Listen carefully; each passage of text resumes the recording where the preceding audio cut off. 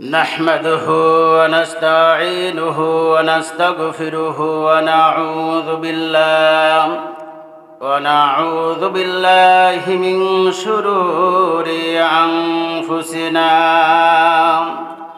من يهد الله فلا مضل له ومن يضلل فلا هادي له ونشهد أن سيدنا وسندنا وحبيبنا مولانا محمدا عبده ورسوله أرسله بالحق بشيرا ونذيرا وداعيا إلى الله بإذنه وسراجا وقمرا منيرا أما بعد فقد قال الله تعالى في كلامه المجيد وفرقانه الحميد أعوذ بالله من الشيطان الرجيم بسم الله الرحمن الرحيم وقال تعالى قل إن الموت الذي تفرون منه فإنه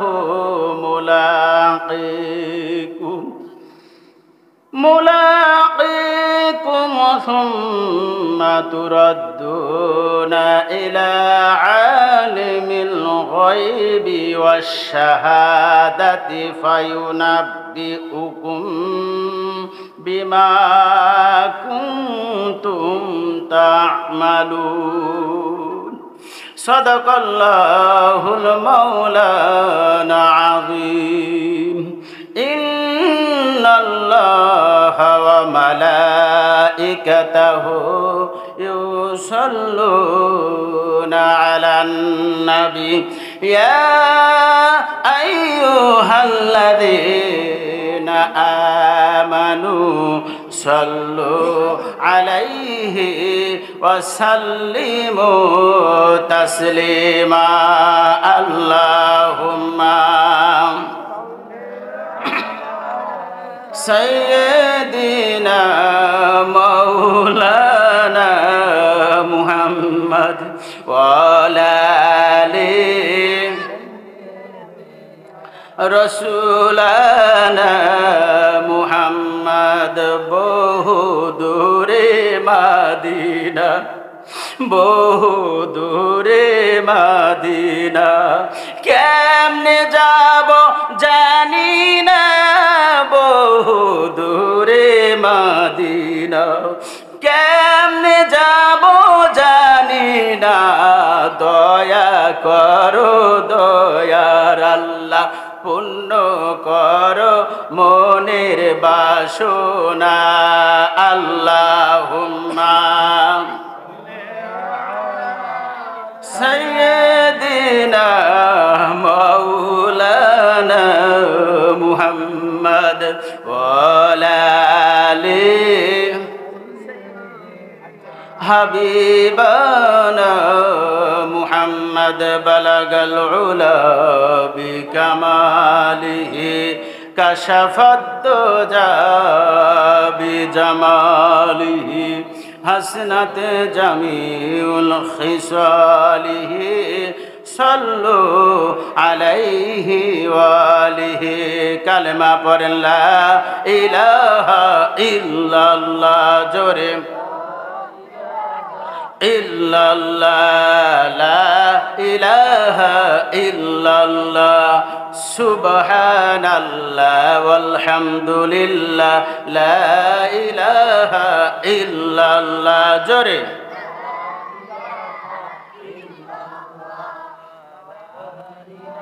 ফেরাউন বলে আসিয়ারি, ফেরাউন বলে আসিয়ারি, মুসার কালিমা সারিয়া দে।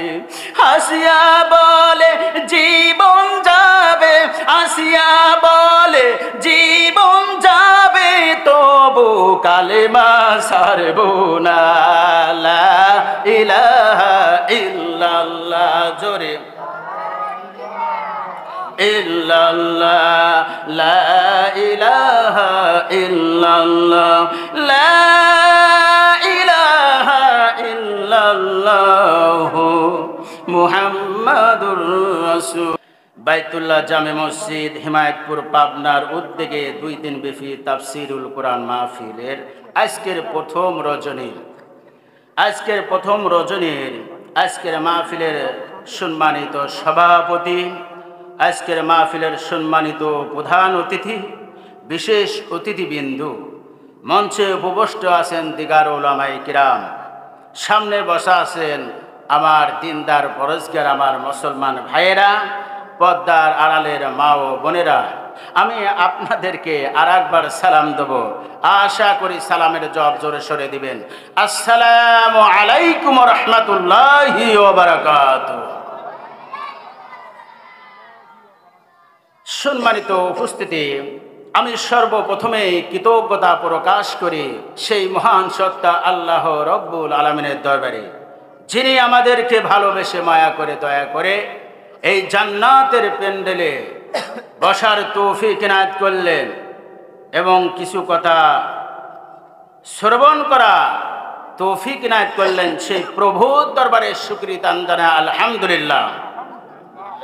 আল্লাহ রাব্বুল আলামিন এই প্রসঙ্গে বলেন, ওয়াল্লাহু খুরুজকুম মিন বুতুনি উম্মাহাতিকুম লা তা'লামুনা শাইআন ওয়া জা'আলা লাকুমুস সামআ ওয়াল আবসারা ওয়াল আফইদাতা লা'আল্লাকুম তাশকুরুন। সবাই বলেন আল্লাহু আকবার। আল্লাহ রাব্বুল আলামিন বলেন, তোমাদেরকে আমি মাতৃগর্ভ থেকে এমন অবস্থায় তোমাদেরকে আমি বের করেছিলাম যে তোমরা কিছুই জানতে না।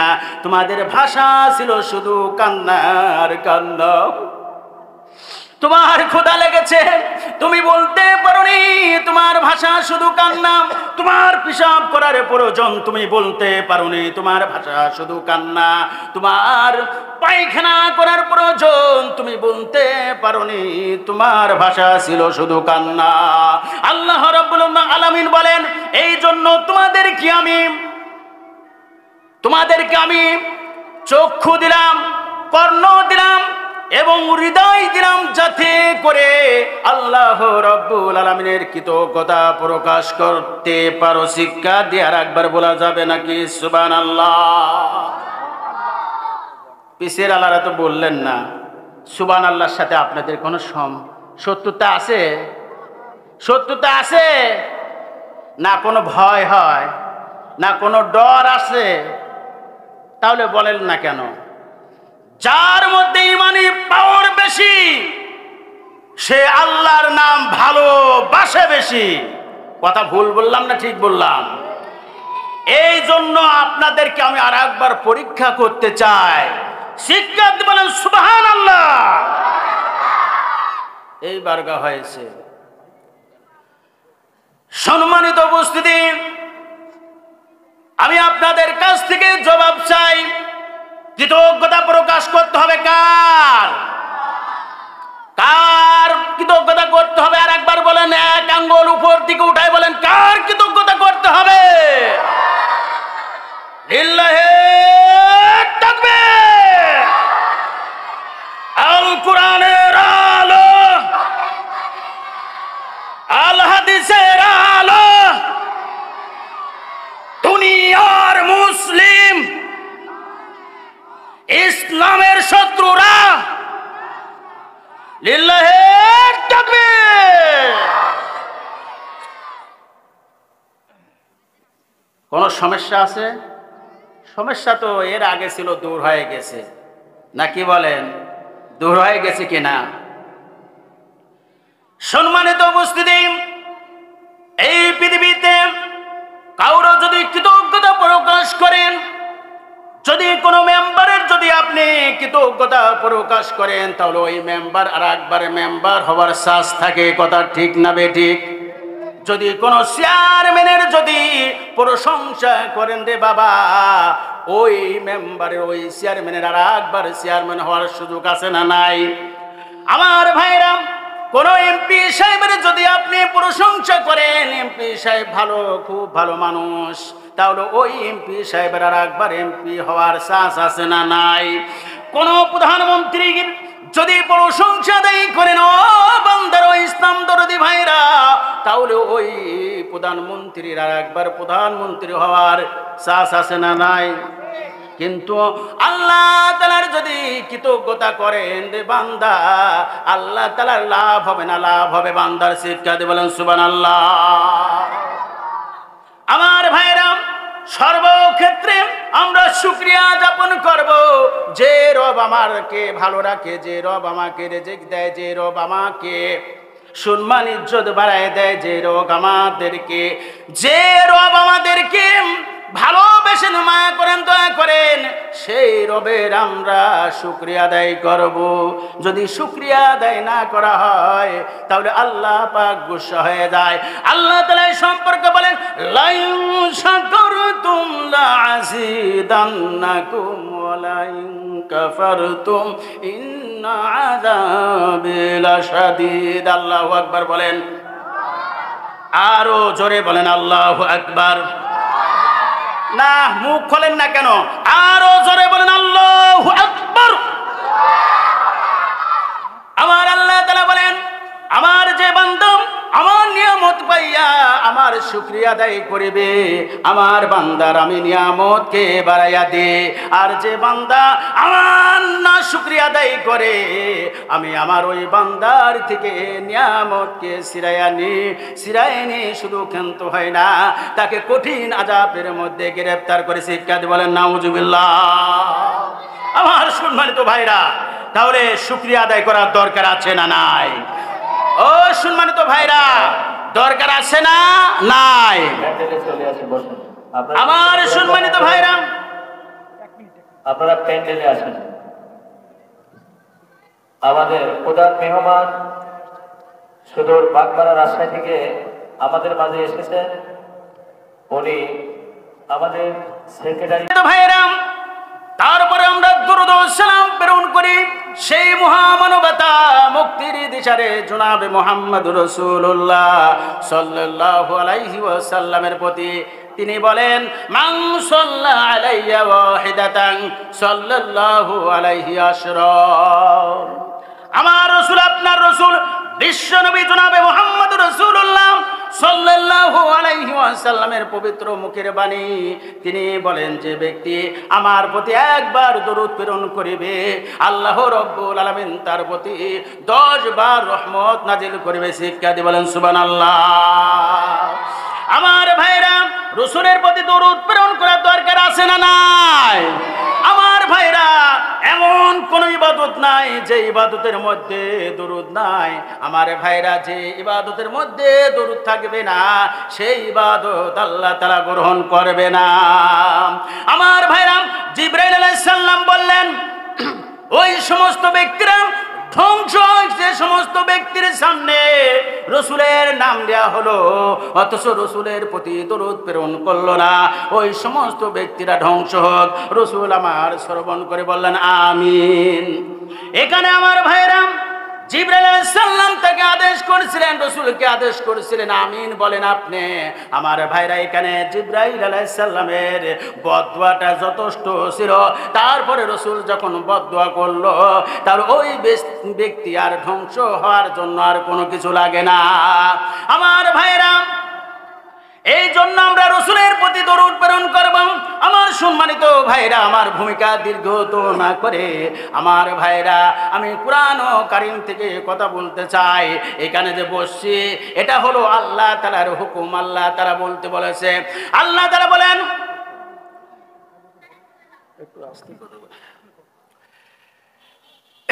আল্লাহ তাআলা বলেন, ওয়াযাক্কির ফাইন্না যিকরা তানফাউল মুমিনিন। আল্লাহ তাআলা বলেন, হে রাসূল, আপনি মানুষদেরকে নসিহত করুন, কেননা নসিহত করলে মুমিন বান্দাদের উপকার আসবে। শিক্ষা দিয়ে বলেন সুবহানাল্লাহ। তাহলে নসিহতের কথা নসিহত করতে বলেছে কে? আরো জোরে সরে বলেন, কে নসিহত করতে বলেছে? এই জন্য তাম পৃথিবীর আলেমদের দায়িত্ব এবং কর্তব্য নসিহত করা, কোরআন থেকে নসিহত করতে হবে আমার ভাইরা। আল্লাহ রাসূল বলেন, ওয়াকাল রাসূলুল্লাহি সাল্লাল্লাহু আলাইহি ওয়াসাল্লাম, আল্লাহ রাসূল বলেন, বাল্লিগু আন্নি ওয়ালাউ আয়া, আমার পক্ষ থেকে একটি বাণী হলো অপরের কাছে পৌঁছায়া দাও। এটা রাসূলের আদেশ। আমার পক্ষ থেকে যদি একটি বাণীও হয় তাহলে অপরের কাছে পৌঁছায় দিতে হবে। আমার সম্মানিত উপস্থিতি,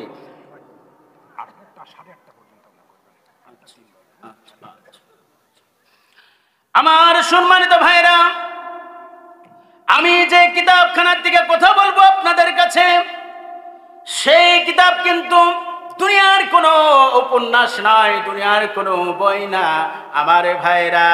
এমন একটি কিতাব আল্লাহ তাআলা যত কিতাব এই পৃথিবীতে নাজিল করেছিলেন তার মধ্যে থেকে প্রধান কিতাব হলো কোরআন শরীফ। আমার ভাইরা, এই পৃথিবীতে অন্য অন্য কিতাবের মধ্যে ভেজাল ঢুকে গেছে। তাওরাতের মধ্যে ভেজাল ঢুকেছে, জবরের মধ্যে ভেজাল ঢুকেছে, ইনজিলের মধ্যে ভেজাল ঢুকেছে, কিন্তু কোরআনের মধ্যে কোনো ভেজাল নাই। আল্লাহ তাআলা এই কোরআনের সূচনাতে বলে দিলেন, যালিকাল কিতাবু লা রাইবা ফীহি হুদাল লিল মুত্তাকিন। আল্লাহ রাব্বুল আলামিন বলেন, এটা এমন একটি কিতাব, এই কিতাবের মধ্যে কোনো সন্দেহ নাই। সন্দেহ তো দূরের কথা, সন্দেহর অবকাশ পর্যন্ত নাই। আমার ভাইরা, এই পৃথিবীতে যত লেখক আছে তার বই উপন্যাস লেখার ভূমিকার মধ্যে লিখে দেয়। আমার উপন্যাসের মধ্যে, আমার এই বইয়ের মধ্যে কোনো যদি ভুল থাকে তাহলে আমাকে ধরায় দিবেন, পরবর্তীতে আমি সংস্কার করার চেষ্টা করবো। এই কথা বলে না বলেন তো দেখি আমার ভাইরা। কিন্তু আল্লাহ রাব্বুল আলামিন যে কিতাবটা নাজিল করলেন, এই কিতাবের যিনি মালিক তিনি গ্যারান্টি দিলেন। কি দিলেন? গ্যারান্টি দিলেন আমার ভাইরা। তাহলে এই কিতাবের মধ্যে কোনো ভুল নাই। আমার ভাইরা, আল্লাহ তাআলা বলেন, ওয়া মা ইয়ানতিকু আনিল হাওয়া ইন হুয়া ইল্লা ওয়াহয়ু ইউহা। আল্লাহ রাব্বুল আলামিন বলেন, আমার নবী কোনো কথা নিজের থেকে বানিয়ে কোরআনের মধ্যে চালিয়ে দেয় নাই। যা বলেছেন সমস্ত কিছু হলো আমার কথা। আমার ভাইরাম, আল্লাহ রাসূল কোনো কথা বলেন না। আল্লামা শেখ সাদি বলেন, মোহাম্মদ হারগেজ না গুপ্তা, তানা গুপ্তা জিব্রাইল, জিব্রাইল হারগেজ না গুপ্তা, তানা গুপ্তা রব জলিল। আল্লাহু আকবার বলেন। আমার ভাইরাম, আল্লাহ রাসূল কোনো কথা বলেন না যতক্ষণ জিব্রাইল না বলে। জিব্রাইল কোনো কথা বলেন না যতক্ষণ না আল্লাহ রাব্বুল আলামিন না বলেন। আমার ভাইরা, এমন একটি গ্রহণযোগ্য কিতাব থেকে আমি ছোট্ট একটি কোরআন ও কারিমের মধ্যে থেকে আমি ছোট্ট একটি আয়াত আপনাদের সামনে তেলাওয়াত করেছি। 28 নম্বরে পারা সূরা জুমার 8 নম্বর আয়াত আপনাদের সামনে আমি তেলাওয়াত করেছি। আল্লাহ রাব্বুল আলামিন বলেন, কুল ইন্নাল মাউতাল্লাযী তাফিরুনা মিনহু ফাইন্নাহু মুলাকিকুম সুম্মা তুরাদ্দুনা ইলা আলিমিল গায়বি ওয়াশ শাহাদাতি ফায়ুনাব্বিউকুম বিমা কুনতুম তা'মালুন। আল্লাহু আকবার বলেন। আল্লাহ রাব্বুল আলামিন বলেন, হে নবী, আপনি বলিয়া দেন, তোমরা যে মৃত্যুর থেকে পলায়ন করতে চাও, সেই মৃত্যু নিশ্চয় একদিন তোমাদেরকে পাকড়াও করিবে। সেই মৃত্যু তোমাদেরকে একদিন পাকড়াও করিবে। সম্মানিত উপস্থিতি, বনের বাঘের ভয়েতে হরিণ দৌড়ায়। কথা ঠিক না বেঠিক? দৌড়াতে দৌড়াতে শ্রান্ত অবস্থায় এক জায়গায় হরিণ বসে পড়েছে। চোখ বুজে ক্লান্ত হয়ে গেছে, হাঁকি পাচ্ছে। চক্ষু খুলে দেখে যে সামনেই রয়্যাল বেঙ্গল টাইগার। চিন্তা করলেন, যার ভয়তে আমি এত জঙ্গল বনের মধ্যে আমি দৌড়ালাম, সেই বাঘই তো আমার সামনে। সম্মানিত উপস্থিতি, আমরা যতই মৃত্যুর দিকে পালাতে চাই, এই মৃত্যুর ভয়তে যদি আমরা ভারতে চলে যাই, এই মৃত্যুর ভয়তে যদি আমরা আমেরিকায় চলে যাই, আমরা যদি এই মৃত্যুর ভয়ে যদি ইটালি চলে যাই, বলেন তো দেখে, আপনারা জবাব দেন তো দেখে, মৃত্যু হবে না হবে না? আরো জোরে বলেন, হবে না হবে না? মৃত্যু থেকে আমরা বাঁচতে পারবো? কেউ পারবো? কোন রাষ্ট্রপতি পারবে? কোন দেশের বাদশা পারবে? কেউ পারবে না। আমার সম্মানিত ভাইরা, হযরত আদম আলাইহিস সালাম তিনি 1000 বছর পর্যন্ত তিনি হায়াত পাইলেন। আমার ভাইরা, 1000 বছর যখন অতিক্রম হয়ে গেলেন, তিনি তখন অসুস্থ হয়ে পড়লেন। এমন অসুস্থ হয়ে পড়লেন, তিনি মৃত্যুর শয্যায় শুয়ে আছে। মা হাওয়া আলাইহিস সালাম তার পাশে বসে থাকে, শুধু কান্নাকাটি করে আর বলে, হে আদম, তোমার সাথে আমি জান্নাতের মধ্যে ছিলাম, কত সুন্দর। দুনিয়াতে আমি 350 বছর কান্নাকাটি করার পরে তোমাকে আমি আমার বুকে ফিরে পাইলাম। আবার তুমি অসুস্থ হয়ে গেলে, তুমি যদি চলে যাও, আমার কি হবে? আমার ভাইরা, আদম আলাইহিস সালাম তিনি তার ছেলে সন্তানদেরকে ডাকলেন, সমস্ত ছেলে সন্তান ডাকলেন। কিতাবের মধ্যে আসিয়াছে, ওই সময় যখন আদম আলাইহিস সালাম যখন রোগান্বিত অবস্থা হয়ে যায়, মৃত্যুর শয্যায় সজ্জিত হয়, তখন ওই সময় 40,000 তার সন্তানেরা ছিল। সবাইকে ডাকলেন, সবাইকে ডেকে বললেন, দেখো আমার সন্তানেরা, আমার বংশধর, আমি দুনিয়াতে সারা জীবন থাকবো না, আমি কিছু ক্ষণের মধ্যে, আমি কিছু দিনের মধ্যে আমি দুনিয়া ত্যাগ করতে চাই। তবে আমি চলে যাবার পরে এই যে আমার ছেলে আছে শীস আলাইহিস সালাম, তাকে তোমরা অনুকরণ করবে। সবাই এক বাক্যে বললেন, হে আমার পিতা, অবশ্যই অবশ্যই শীসকে আমরা অনুকরণ করব। আমার ভাইরা, তখন বোঝা গেল যে শীস আলাইহিস সালামকে অনুকরণ কেন করতে বললেন। আমার ভাইরা, বাবার যদি 4টি-5টা ছেলে থাকে, যে ছেলেটার আদব ভালো থাকে, যে ছেলেটার আমল ভালো থাকে, যে ছেলেটার চরিত্র ভালো থাকে, বাবার কিন্তু তার দিকে খেয়াল থাকে না, থাকে না? বলেন তো দেখি। সেই ছেলের দিকে খেয়াল থাকে, তাকেই সিংহাসনে বসাতে চায়, যে এই ছেলেটা আমার মান রাখবে, আমার বংশর মান রাখবে। কথা ঠিক কিনা? আমার ভাইয়েরা, শীস আলাইহিস সালাম জিজ্ঞাসা করলেন, হে আমার পিতা, হে আমার পিতা, আপনি এই অবস্থার মধ্যে, আপনি মৃত্যুর শয্যায় আপনি সজ্জিত, এই সময় আপনি কি খেতে চান?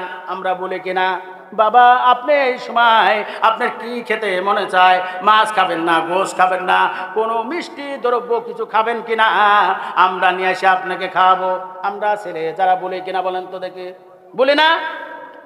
আমার ভাইরা, আদম আলাইহিস সালামের ছেলে সন্তানরা তাই করলেন, জিজ্ঞাসা করলেন, হে আমার বাবা, হে আমার পিতা, আপনি কি খেতে চান?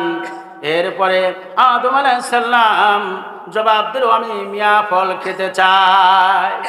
মিয়া ফল চেনেন তো? মিয়া ফল খেতে চাই। জান্নাতের মধ্যে আমি এই ফলটাকে বেশি বেশি করে পছন্দ করতাম। আমার ভাইরা, এই মিয়া ফল জান্নাতের মধ্যে পাওয়া যাবে। তিনি বললেন, ও আমার সন্তানেরা, যাও, চলে যাও, মিয়া ফল নিয়ে আসো, আমি মিয়া ফল খাবো। সমস্ত ছেলে সন্তানরা কয়েকদিন ভরে তালাশ করে মিয়া ফল পায় না। অবশেষে শীষ আলাইহিস সালামকে বললেন, এ শীষ, তুমি যাও, আমার জন্য মিয়া ফল নিয়ে আসো। তিনি বললেন, হে আমার পিতা, আপনি যদি আল্লাহর কাছে দোয়া করেন তাহলে আল্লাহ রব্বুল আলামিন আপনাকে মিয়া ফল দেবে। আপনি হলেন নবী, আপনি আল্লাহ তাআলার কাছে আপনার গ্রহণযোগ্য বেশি। আপনি যদি আল্লাহর কাছে বলেন তাহলে আল্লাহ তাআলা অবশ্যই দিবেন।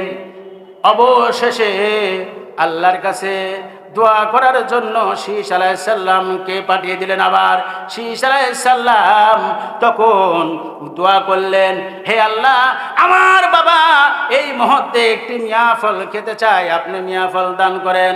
আল্লাহ রাব্বুল আলামিন জিবরাইলকে ডেকে, হে জিবরাইল, আমার জান্নাতের মধ্যে থেকে এত সুন্দর একটা হুর বেছে নাও, সুন্দর একটা হুর বেছে নাও, সুন্দর একটা হুর বেছে নাও। ওই হুরের কাকালেতে, ওই হুরের কাছে এক ঝুড়ি মিয়া ফল আমার আদমের কাছে উপস্থিত করেন। শিক্ষার্থী বলেন সুবহানাল্লাহ। জিবরাইল আলাইহিস সালাম সেই হুরকে নিয়ে আদম আলাইহিস সালামের কাছে উপস্থিত হলেন। আদম আলাইহিস সালাম মিয়া ফল খাইলেন। আমার ভাইরা এইভাবে মৃত্যুর শয্যায় সজ্জিত আছে, এই অবস্থায় আছে, তখন হঠাৎ করে দুইজন ফেরেশতা আল্লাহর তাআলার নবী আদম আলাইহিস সালামের কাছে উপস্থিত হইলেন। আদম আলাইহিস সালামকে সালাম দিলেন, সালাম দিয়ে ঘরের মধ্যে প্রবেশ করলেন। ছেলে সন্তানেরা বলে, বাবা গো, এরা কারা? এই ফেরেশতাকে আমরা তো কখনো দেখি নাই। আদম আলাইহিস সালাম বললেন, হে আমার পরিবারের ছেলে সন্তানরা, কোথায় আছো তোমরা? বের হয়ে যাও, ঘরের মধ্যে থেকে বের হয়ে যাও, আমি তাদের সাথে কথা বলবো। সবাই বের হয়ে গেল। লাস্টে শীষ আলাইহিস সালামকে বের করে দিল, তার স্ত্রী হাওয়া আলাইহিস সালামকে বের করে দিল। এরপরে জিবরাইল আলাইহিস সালাম সালাম করলেন, আদম আলাইহিস সালামকে সালাম দিলেন। সালাম দিয়ে বলেন, হে আদম আলাইহিস সালাম, আমার পাশে আরেকজন নতুন একটি মেহমান নিয়ে আসি, দেখেন তো চেনেন নাকি? বলে, কে? বলে যে ইনি হলো মালাকুল মউত। এতদিন আমি আপনার কাছে একা একা এসেছি, এখন আমি আজরাইল আলাইহিস সালামকে নিয়ে আসছে আপনার জান কবজ করার জন্য। আদম আলাইহিস সালাম বলেন, আপনাদের দায়িত্ব আপনারা পালন করেন। আমার ভাইরা, এই পৃথিবীতে যত ভালো মানুষ আছে, যত মুমিন বান্দারা আছে, যত নবী রাসূলরা আছেন, তারা দুনিয়াতে থাকতে চায় না, তারা আল্লাহ রব্বুল আলামিনের কাছে দেখা করতে ভালোবাসে। আমার ভাইরা, আদম আলাইহিস সালাম মৃত্যুবরণ করলেন। আমার ভাইরা, মৃত্যুবরণ করার পরে অনেকক্ষণ সময় রয়েছে, কি করবে? ছেলে সন্তানরা সবাই দিশাহারা হয়ে গেল। তার কারণ কি, আগে কোনোদিন মানুষ তো মরে নাই, মরেছে শুধু একজন, নাম হলো হাবিল। কাবিলের হাতে মৃত্যুবরণ করেছিল সেই হাবিল, একজন মারা গেছিল, তারপরে আর কেউ মারা যায় নাই। এরপরে সবাই কান্নাকাটি করতেছে, কে কি করবে তাদের জেনে আসতেছে না। জিবরাইল আলাইহিস সালাম আসলেন শীষ আলাইহিস সালামের কাছে। শীষ আলাইহিস সালামকে বললেন, এরকম কান্নাকাটিতে ভেঙে পড়লে হবে না, তোমার বাবাকে জানাজা দিতে হবে, তোমার বাবাকে দাফন করতে হবে, কার্যক্রম শুরু করো। জিবরাইল আলাইহিস সালাম শীষ আলাইহিস সালামকে শিখায়া দিল, এইভাবে ধোয়াতে হবে, এইভাবে কাফনের কাপড় কাটতে হবে। আমার ভাইরা, এইভাবে কাফনের কাপড় কাটতে হবে। আমার ভাইরা, কিতাবের মধ্যে আসছেন ওই সময় 40,000 আদম আলাইহিস সালামের সন্তানেরা ছিল। জিবরাইল আলাইহিস সালাম শিখাইয়ে দিল। আমার ভাইরা, ধোয়ানো হয়ে গেল, কাফন হয়ে গেল, কবর কিভাবে কাটা লাগবে জিবরাইল আলাইহিস সালাম দেখাই দিল। আমার ভাইরা, শীষ আলাইহিস সালাম ইমামতি করে বাবার জানাজার পড়াইয়া দিলেন। আদম আলাইহিস সালামকে দাফন করা সম্পূর্ণ করে দিলেন। আমার ভাইরা, দাফন সম্পূর্ণ করার পরে হাওয়া আলাইহিস সালাম কান্নাকাটি ভেঙে বললেন, এমন কান্নাকাটি করলেন, এমন দুঃখ পাইলেন। আমার ভাইরা, এই পৃথিবীতে যারা মা আছেন, যারা স্বামী হারা আছেন, তারা ছাড়া আর পৃথিবীতে আর কেউ বুঝবে না। যতই ছেলে ভালো হোক না কেন, যত আদর্শবান ছেলে হোক না কেন, যত হুজুর হোক না কেন, যত আদর্শবান ছেলেই হোক না কেন, স্বামীর ব্যথা কখনোই তারা দূর করতে পারে না। আমার ভাইরা, স্বামী এমন একটা জিনিস, স্বামী যাদের হারাইছে, ওই মা চাচিরা বজে কথা, ঠিক কিনা? কিতাবের মধ্যে আসিয়াছে, কিতাব সাক্ষী দেয়, মা হাওয়া আলাইহিস সালাম আদম আলাইহিস সালাম মরার পরে 1 বছর বেঁচে ছিল। 1 বছরের পরে মা হাওয়া আলাইহিস সালামও দুনিয়া ত্যাগ করে। আমার সম্মানিত ভাইরা, এইরকম ভাবে নূহ আলাইহিস সালাম তিনি পাহাড়ে উঠতেছেন, এমন তো অবস্থায়। আমার ভাইরা, আমার বলার উদ্দেশ্য, মৃত্যু কখন কোন জায়গাটা আপনাকে পাকড়াও করিবে। আমার ভাইরা, যেখানে পালান না কেন, মৃত্যু আপনাকে খুঁজে বের করে নেবে। ওই রকম ভাবে নূহ আলাইহিস সালাম তিনি পাহাড়ে উঠতেছেন, পিছন দিক থেকে একটা অপরিচিত কণ্ঠে ডাকতেছে নূহ আলাইহিস সালামকে, হে নূহ আলাইহিস সালাম। পিছনে ঘুরে দেখে বলে, কে গো তুমি? বলতেছে, আমি হলাম মালাকুল মউত, আমি আজরাইল। বলতেছে, কেন আসছো? বলতেছে, আল্লাহ তাআলার অর্ডার হয়েছে তোমার জানকে নেওয়ার জন্য। এই মুহূর্তে তোমার জানকে নেওয়া হবে।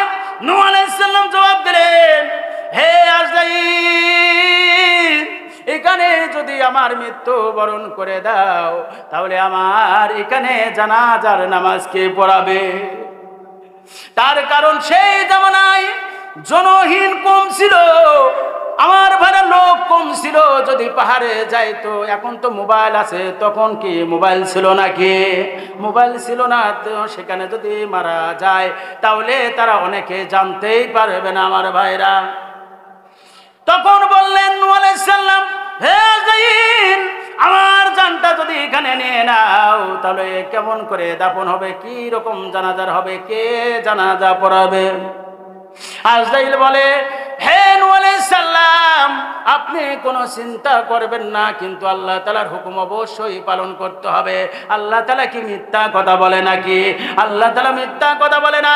আল্লাহ রাব্বুলের কথাকে কেউ অমান্য করতে পারবে না।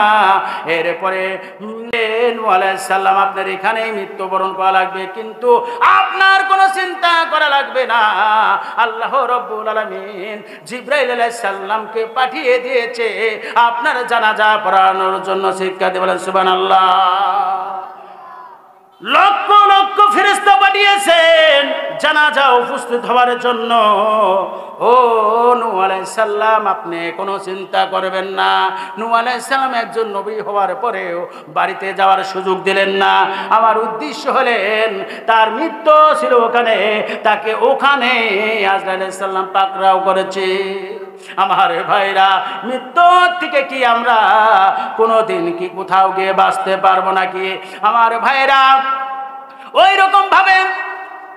রকম ভাবে সুলাইমান আলাইহিস সালাম তিনার মৃত্যু কিরকম হয়েছিলেন আপনারা অনেকেই জানেন। মসজিদুল আকসা তিনি নির্মাণ করতে লাগিয়েছিলেন। আমার ভাইরা, এমন তো অবস্থায় আজরাইল এসে বললেন যে, হে আল্লাহর নবী, আপনাকে এখন মৃত্যু বরণ করতে হবে। এরপরে সুলাইমান আলাইহিস সালাম বলেন, হে ভাই আজরাইল, আমার মৃত্যু বরণ করবে, ঠিক আছে, আমাকে একটু সুযোগ দেয়া হোক, আমার একটা সুন্দর একটা ঘর তৈরি করা হোক। ওই ঘরের মধ্যে লাঠির উপরে ভর দিয়ে সুলাইমান আলাইহিস সালাম বাদশা তিনি দাঁড়িয়ে রইলেন। জেন দ্বারা তিনি নির্মাণ করতেছিলেন। কি দ্বারা বলেন তো দেখি? আমার ভাইরা, এই সুলাইমান আলাইহিস সালাম তিনি শুধু এই পৃথিবীর নবী ছিলেন না, তিনি জিনদেরও তিনি কি ছিলেন? নবী ছিলেন। তিনি জিনদের বাদশাও ছিলেন। আমার ভাইরা, এই পৃথিবীর শুধু বাদশাহ ছিলেন না, আমার ভাইরা জিনের জগতেও তিনি বাদশাহ ছিলেন। আমার ভাইরা অনেক মাখলুকাতের ভাষাও তিনি বুঝতেন। তিনি ওই অবস্থায় মৃত্যুবরণ করলেন।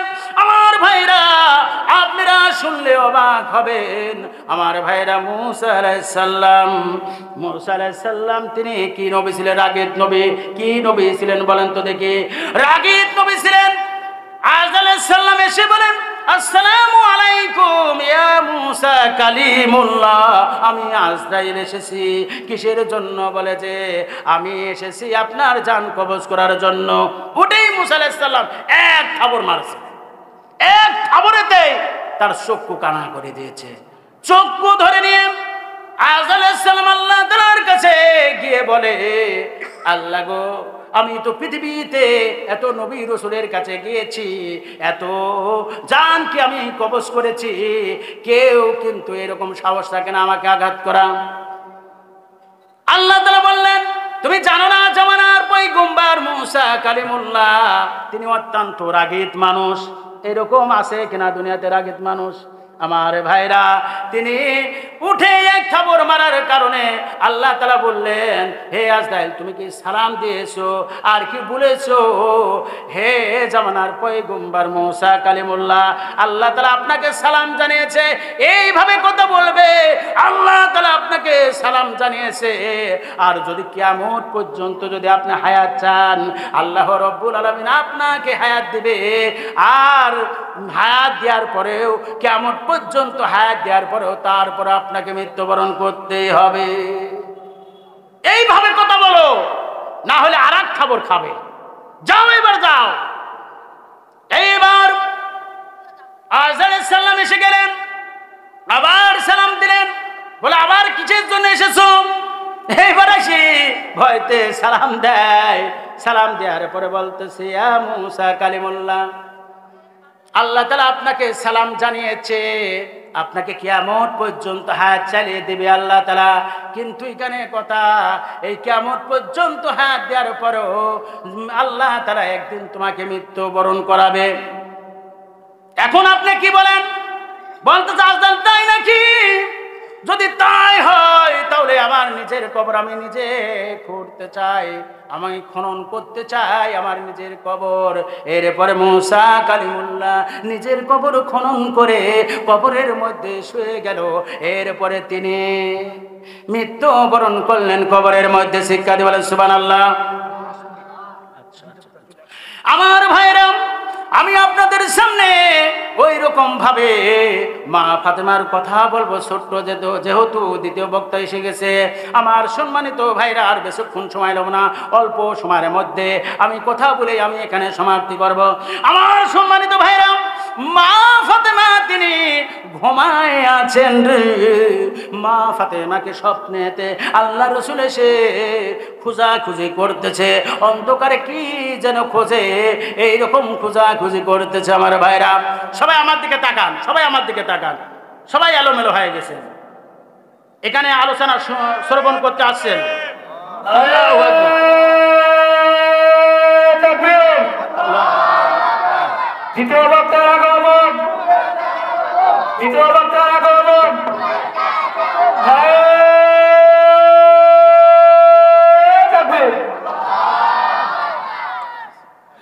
আমার সম্মানিত ভাইরা, আল্লাহ রাসূল ফাতেমাকে স্বপ্নে দেখাচ্ছে। আমার ভাইরা, সব স্বপ্নে দেখাচ্ছে। অন্ধকারের মধ্যে কি যেন তালাশ করে। উপস্থিত হয়েছেন, আপনারা এদিক সেদিক এলোমেলো ভাবে ঘোরাফেরা না করে আপনার অতি দ্রুত আমাদের জালসার প্যান্ডেলে এসে উপস্থিত হয়ে যান। সম্মানিত এলাকাবাসীর, আপনারা এদিক আল্লাহ রাসূল মা ফাতেমাকে স্বপ্নের জগৎ দেখাচ্ছেন। অন্ধকারে কি যেন তালাশ করে। রাসূল আমারে কি যেন তালাশ করে। ফাতেমা জিজ্ঞাসা করে, বাবা তুমি কি তালাশ করতেছো? কাকে তালাশ করতেছো? আল্লাহ রাসূল বলেন, করতেছি। বলতেছে কেন গো তালাশ করেন? ও আব্বা কেন তালাশ করেন? আমাকে কেন তালাশ করেন? মা ফাতেমা বলেন কেন তালাশ করেন? আল্লাহ রাসূল জবাব দেয় এটা কিন্তু স্বপ্নের যুগে। কি বলেন তো দেখি, স্বপ্নের যুগের কথা বলছে। বলতেছে বাবা গো আপনি কেমনে কেন তালাশ করিতেছেন? আল্লাহ রাসূল বলেন দেখো আজকে রাত্রে তুমি রোজা থাকবে, রোজাতে তুমি সেহরি খাবে হযরত আলীর সাথে, আর হলো ইফতার করবে বিশ্ব নবী জনাবে মুহাম্মদ রাসূলুল্লাহ সাল্লাল্লাহু আলাইহি ওয়াসাল্লামের সাথে। কথা কি বুঝছেন আপনারা? এই কথা যখন হলেন ঘুম ভেঙে গেলেন, ফাতেমা আশ্চর্য হয়ে গেলেন। আমার ভাইরা আলীকে বললেন না, আলীকে যদি বলা হয় তাহলে আলী সেহরি খাবেন না। আমার ভাইরা চুপচাপে রইলেন। আলী সেহরি খাওয়ার পরে আলী চলে গেলেন মসজিদের মধ্যে। মা ফাতেমার ঘুমালেন না। ফজরের নামাজ পড়ে যে মানুষটা ইশরাক নামাজ না পড়ে ওঠেন না, আমার ভাইরা ইশরাক নামাজ না পড়ে তিনি ফজরের নামাজ পড়ে তাড়াহুড়া করে তাড়াতাড়ি চলে গেলেন। হাসান হোসেনের যত কাপড় চোপড় ছিল, ময়লা কাপড় চোপড় সমস্ত কাপড় চোপড় ভিজাইয়ে দিলেন। আমার ভাইরা আর এক ডিশির মধ্যে তিনি পানি গরম করলেন, আর এক ডিশির মধ্যে পানি গরম করলেন। আমার ভাইরা তারপরে পাতিলের মধ্যে পানি গরম করলেন। এভাবে তখন তিনি এইভাবে করতেছিলেন। ঘরের মধ্যে মা বোনেরা এরকম করে কিনা বলেন তো দেখি। এরপরে হযরত আলী তিনি নামাজ পড়ে এসে ঘরের মধ্যে এসে দেখে মা ফাতেমা তো ঘরের মধ্যে নাই। কোথায় গেল? মা ফাতেমা তো ফজরের নামাজ পড়ে ইশরাক নামাজ পড়ে না উঠে যায় নামাজের থেকে কোনোদিনও উঠে নাই। কারণ কি কোথায় গেল? রান্নাঘরে গিয়ে দেখে পাতিলের মধ্যে পানি সরাইয়ে দিয়েছে। হাসান হোসেনের কাপড়গুলো আর এক পাতিলে ভিজাইয়ে দিয়েছে। ঘরের কাজগুলো গোছাচ্ছে। আমার ভাইরা এইরকম ভাবে করিতেছে। হযরত আলী জিজ্ঞাসা করেন, হে মা ফাতেমা তুমি তো এমনটা কখনো করো না, তুমি তো ইশরাক নামাজ না পড়ে তো ওঠো না, এমন করতে চাও কেন? তুমি কি বলতে পারো? বারবার জিজ্ঞাসা করে মা ফাতেমাকে। মা ফাতেমা চোখের পানি ছেড়ে দেয়। মা ফাতেমা চোখের পানি ছেড়ে দিয়ে বলে, ও হযরত আলী তুমি শুনে রাখো, আজকে রাত্রে আমার বাবা স্বপ্নে যুগেতে এসেছিল। স্বপ্নে যুগেতে তিনি তালাশ করতেছিলেন, কি যেন তালাশ করতেছিলেন। আমি জিজ্ঞাসা করলাম বাবা গো আপনি কি তালাশ করেন? আমি জিজ্ঞাসা করার পরে রাসূল আমার বললেন আমি তালাশ করতেছি আমার কলিজার টুকরা মা ফাতেমাকে। বললেন কেন তালাশ করেন? বলতেছে শোনো ফাতেমা, তুমি সেহরি করবা হযরত আলীর সাথে, আর তুমি ইফতার করবা তোমার বাবার সাথে। এই কথার বলার পরে আলী রাদিয়াল্লাহু তাআলা আনহু বিচক্ষণ ছিল, ব্যক্তি ছিল, চালাক ব্যক্তি ছিল, জ্ঞানী ব্যক্তি ছিল, এলেমালা ছিল। তার বুঝতে আর বাকি রইল না মা ফাতেমা আজকে বিদায় হয়ে যাবে। তিনি কান্না করেন, মা ফাতেমা কান্না করে। ছোট্ট ছোট্ট হাসান হোসেন এসে মাকে জড়াইয়া ধরে বলে, মা কান্না করো কেন? বাবাকে বলে তুমি কান্না করো কেন? চারজন কান্নাকাটি করে। আমার ভাইরা কিতাবের মধ্যে আসিয়াছে হাসান হোসেনকে মা ফাতেমা বলল, ও হাসান রে, ও হোসেন রে, তুমি চলে যাও তোমার নানার কাছে। নানার কবরের পাশে গিয়ে নানার কবরের পরে উঠে হাসান হোসেন কথা বলা শুরু করে দিলেন। আমার ভাইরা এই পৃথিবীতে যত মানুষ হজ করতে যায়, কবরকে জিয়ারত করতে যায়, রাসূলের কেউ কথার জবাব পায় না, এমন আশিক আসে কথার জবাব পায়। কিন্তু হাসান হোসেন নানার সাথে কথা বলে, কিতাব সাক্ষী দেয়, নানা কথার জবাব দেয়। আমার ভাইরা সেই রাতের মধ্যে মা ফাতেমা দুনিয়া ছেড়ে চলে গেল। হযরতে আবু যর গফারীকে আলী রাদিয়াল্লাহু তাআলা ডেকে ডেকে বললেন, ও আবু যর গিফারি, তুমি যাও, চলে যাও, তুমি কবর খনন করার জন্য চলে যাও। আমার ফাতেমা মৃত্যুবরণ করেছে, তুমি কবর করবে। মা ফাতেমার কবর খনন করার জন্য আবু যর গিফারি চলে গেলেন। কবর খনন করার সমাপ্তি করে তিনি কবরকে বলে, জিজ্ঞাসা করে, হে কবর রে, তোমার মধ্যে কাকে রাখবো, তুমি কি জানো নাকি? কবর কোনো জবাব দেয় না, কোনো উত্তর দেয় না। এইবার কবরকে ধিক্কার দিয়ে বলে, হে কবর, তোমার মধ্যে কাকে রাখবো জানো নি? তোমার মধ্যে রাখতেছি আমি জান্নাতের সর্দারিনী মা ফাতেমাকে কবরের মধ্যে রাখবো। খবরদার, খবরদার, কবর বিয়াদবি করবি না রে। কবরের দিকে কোনো জবাব আসে না, কোনো উত্তর আসে না। এইবার কবরকে ধিক্কার দিয়ে বলে, এই কবর, তোমার মধ্যে কাকে রাখবো জানোনি? খবরদার, খবরদার, কবর বিয়াদবি করবে না। তিনি হলেন জান্নাতের যুবকদের সর্দার হবে হাসান হোসেন। এই হাসান হোসেনের মাকে কবরের মধ্যে রাখবো। খবরদার, খবরদার, কবর বিয়াদবি করবে না। কোনো উত্তর আছে না, কোনো জবাব আছে না। এইবার কবরকে ধিক্কার দিয়ে বলে, এ কবর, তোমার মধ্যে কাকে রাখবো জানোনি? তিনি হলেন আসাদুল্লাহ গালিব। আমার সম্মানিত ভাইরা, কবরকে বলে, হে কবর, তোমার মধ্যে আলীর স্ত্রীকে রাখবো। খবরদার, খবরদার, কবর বিয়াদবি করবি না। কবরের থেকে কোনো জবাব আসে না, কোনো উত্তর আসে না। এইবার কবরকে ধিক্কার দিয়ে বলে, হে কবর, তোমার মধ্যে কাকে রাখবো জানোনি? তিনি হলেন বিশ্বনবী জনাবে মুহাম্মদ রাসূলুল্লাহ সাল্লাল্লাহু আলাইহি ওয়াসাল্লামের কলিজার টুকরা মা ফাতেমাকে রাখবো। খবরদার, খবরদার, কবর বিয়াদবি করবি না। এইবার কবরের জবান ফুটে যায়। কবর বলে, হে আবু যর গিফারি, শোনো, আমি মা ফাতেমাকে চিনি না, আমি হাসান হোসেনের মাকে চিনি না, আমি আলীর স্ত্রীকে চিনি না, আমি বিশ্ব নবী জনাবে মুহাম্মদ রাসূলুল্লাহ সাল্লাল্লাহু আলাইহি ওয়াসাল্লামের মেয়ে কলিজার টুকরা মা ফাতেমাকে চিনি না।